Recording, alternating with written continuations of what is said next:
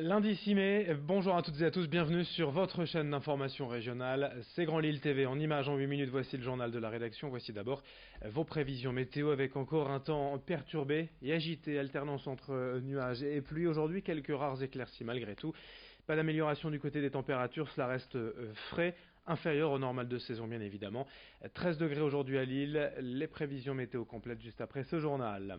À la une, tout d'abord, dans cette édition du sport et du football avec le bon résultat du LOSC hier soir à Lyon. En clôture de la 35e journée du championnat, les Dogs ont fait match nul, 2 buts partout et conservent donc leurs 6 points d'avance sur leurs adversaires du soir, à la deuxième place du classement. À 3 journées de la fin, les voilà plus que jamais en bonne position pour se qualifier pour la Ligue des Champions la saison prochaine. Hier soir, on vient de le voir après avoir concédé le premier but par Martin Terrier, un ancien Lillois. Les Dogs ont su réagir en égalisant par l'intermédiaire de Loïc Rémy tout en contrôle face au gardien lyonnais. Lille a même mené 2-1 en seconde période sur ce coup franc de Nicolas Pepe. C'est le jeune Boubakary Soumaré qui vient marquer de près. Lille mène 2-1. Mais Lyon revient au score 5 minutes plus tard sur ce but un peu cafouillis tout de même, quelques frappes contrées, le ballon revient dans les pieds de Léo Dubois, il frappe et ça rentre. Lyon revient à 2 partout, score final, il faudra donc attendre la prochaine journée dimanche à domicile face à Bordeaux pour valider la qualification directe en Ligue des Champions. Autre événement du week-end à Lille bien évidemment, samedi soir la parade d'ouverture d'Eldorado. Une semaine de retard mais le défilé a bien eu lieu samedi soir. Vous le voyez, une foule impressionnante sur la Grand Place au passage des chars.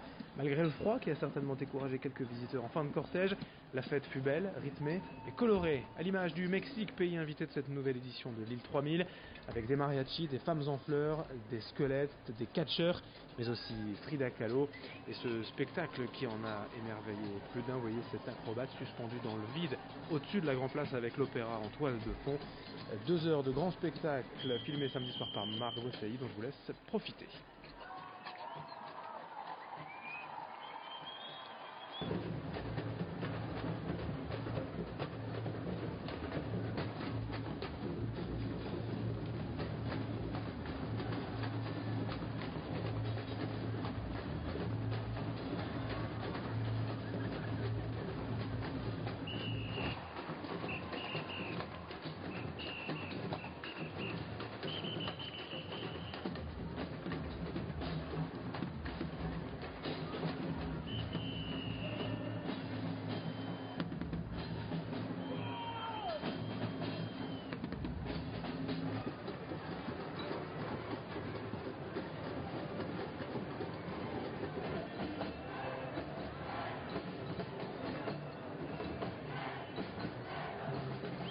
Et si vous étiez parmi les milliers de curieux dans les rues de Lille samedi soir, peut-être un peu refroidi par la température, mais réchauffé par l'ambiance, que retenir de cette parade d'ouverture? On écoute le sentiment de ces quelques visiteurs, interrogés par Marc Brosseilly. Assez extraordinaire, c'est vraiment magique, c'est féerique. Dommage qu'il ne fasse pas très chaud, mais la chaleur est là avec la musique, les couleurs, l'ambiance, c'est vraiment extraordinaire. Sensationnel. Il y a de la bonne musique surtout. Et tout à l'heure aussi, il y avait une superbe attraction qui était suspendue tout en haut. Et c'était plutôt plaisant à voir. C'est vraiment un super moment. En plus, c'est un moment qui est pour tout le monde. Et ça a un côté vraiment magique. En plus, là, avec la nuit qui arrive, les éclairages, les choses dans les airs, c'est voilà, on s'éclate. On est content d'être là. Ce que j'ai aimé le plus, c'est le serpent. L'événement Eldorado se poursuit bien évidemment après cette parade d'ouverture. Plusieurs expositions, animations et activités à faire tout au long des prochains mois jusqu'au mois de décembre. On en reparlera ici même très prochainement. Autre sujet d'actualité souvent évoqué ici même, le harcèlement à l'école. Ces derniers mois, des étudiantes de la faculté d'ingénierie et de management de la santé, ILIS, ont mené un projet de sensibilisation dans plusieurs écoles de la métropole lilloise, allant à la rencontre de dizaines d'enfants recueillant leurs sentiments, leurs témoignages à travers ces dessins. Elles ont restitué ce travail vendredi lors d'une exposition. Ces derniers mois, les étudiants ont notamment rencontré des policiers, des psychologues, mais aussi Jonathan Destin, ce jeune homme harcelé durant des années au collège et qui avait tenté de se suicider en 2011. Leur expo ira désormais dans plusieurs établissements scolaires afin de toucher un maximum d'enfants. Explication au micro de Yasmine Ziat.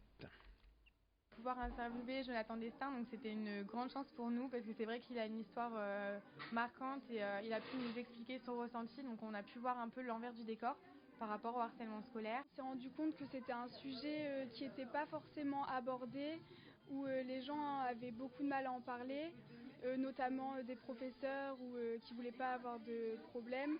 Il y a également dans notre groupe des étudiantes qui ont été touchées. Dans cette édition aussi, des images toujours aussi belles de l'opération La Clinique des Doudous. C'était vendredi à Lille.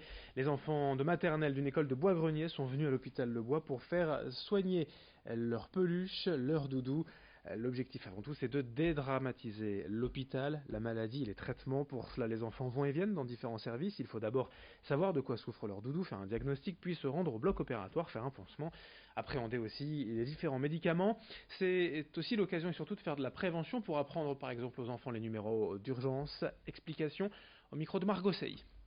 En fait, c'est pour dédramatiser donc la prise en charge chirurgicale, donc pour qu'ils aient déjà un premier abord, en particulier au bloc opératoire, qu'ils sachent un peu, qu'ils voient les tenues, qu'ils soient moins impressionnés quand ils vont arriver au bloc, ou alors la prévention qui est aussi très importante, et en collaboration, l'institutrice nous a dit qu'elle travaillait effectivement sur la prévention, les différents dangers domestiques, et donc pour appuyer ce projet-là, ce projet d'école.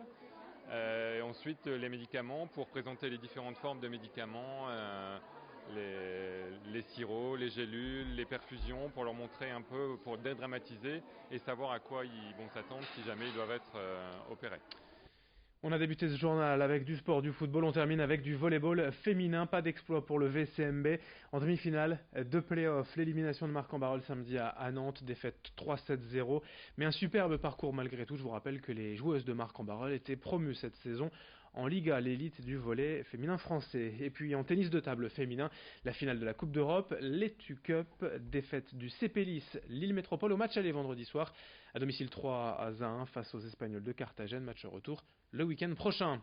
Fin de cette édition, à suivre dans un instant vos prévisions météo. Très bonne journée à toutes et à tous, ensemble sur Grand Lille TV.